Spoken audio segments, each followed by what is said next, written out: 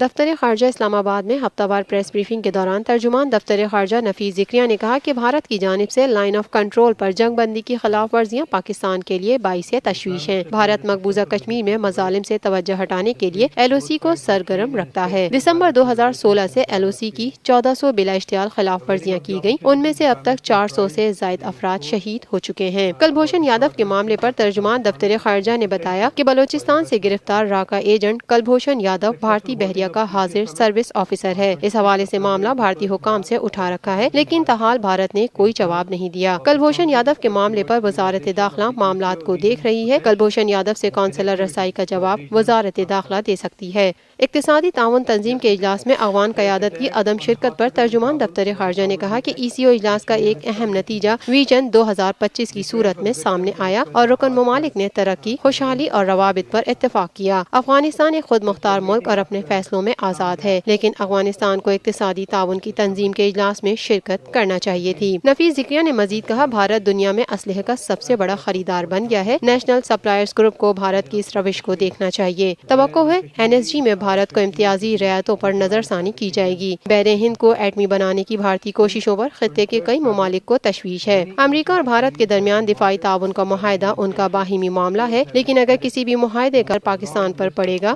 تو اس پر ہم خدشات بھی ظاہر کریں گے۔ ہتھیاروں کی دوڑ میں اضافے سے خطے میں امن متاثر ہوگا۔ پاکستان ہتھیاروں کی دوڑ کے خلاف ہے، لیکن اپنی سلامتی کے لیے ہر ممکن اقدامات کیے جائیں گے۔